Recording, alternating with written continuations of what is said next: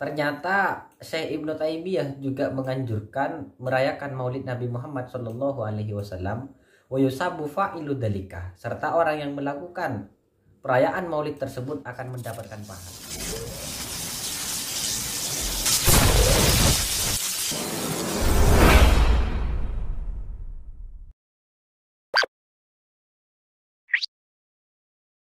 Assalamualaikum warahmatullahi wabarakatuh. Bismillah, alhamdulillah, wassalatu wassalamu ala rasulillah.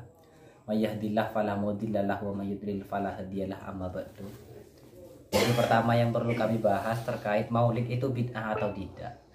Pertama, dalam teori mantek itu kan perlu kita pahami bahwa untuk menjawab sesuatu itu perlu kita paham terhadap apa itu sebenarnya.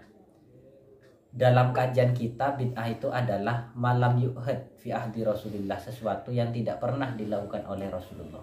Oke, kita sepakat bahwa maulid itu memang bid'ah. Cuman bid'ah itu nanti akan terbagi menjadi dua, ada bid'ah hasanah, ada bid'ah sayyi'ah. Bid'ah hasanah ini tentunya ulama melalui nalar-nalar yang sudah sesuai dengan dalil-dalil hadis maupun ayat-ayat Al-Quran. Jadi kalau dalam hadis dinyatakan maro'ahul muslimun hasanan fahuwa indallahi hasanun.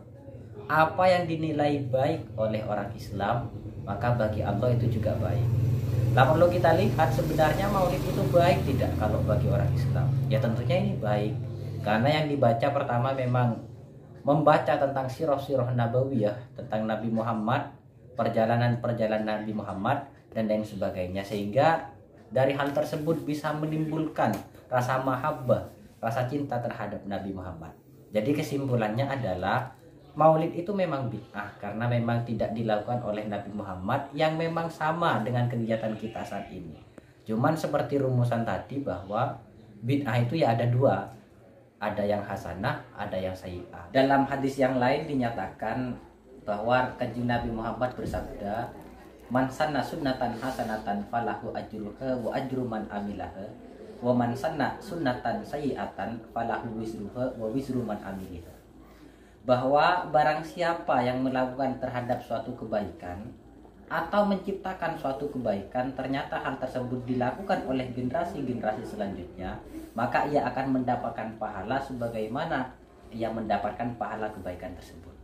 Serta barang siapa yang melakukan terhadap suatu kejelekan atau suatu kesalahan, ternyata kesalahan ini kemudian dilanjutkan oleh generasi selanjutnya, maka ia akan mendapatkan dosa dari kejelekan tersebut.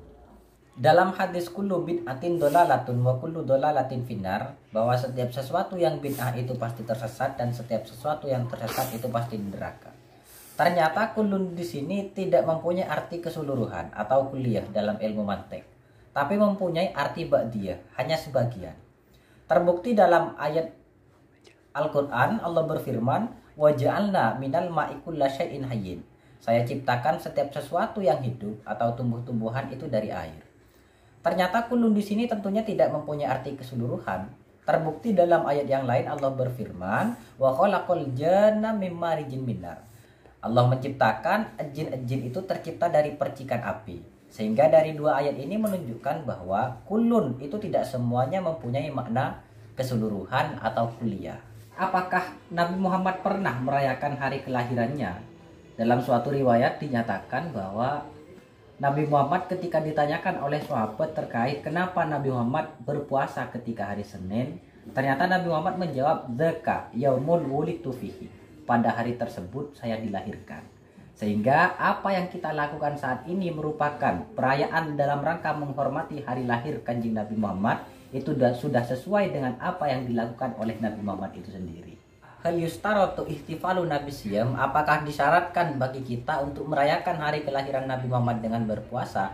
Tentunya tidak. Karena dalam kasus ini masih dalam furu'iyah atau dalam kajian yang lain dalam masalah ijtihadiyah.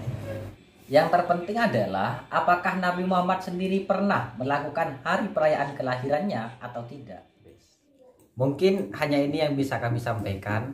Apabila ada narasi-narasi yang tidak sesuai dengan rumusan-rumusan dari ulama salaf, diharap untuk segera berkomentar pada kolom komentar.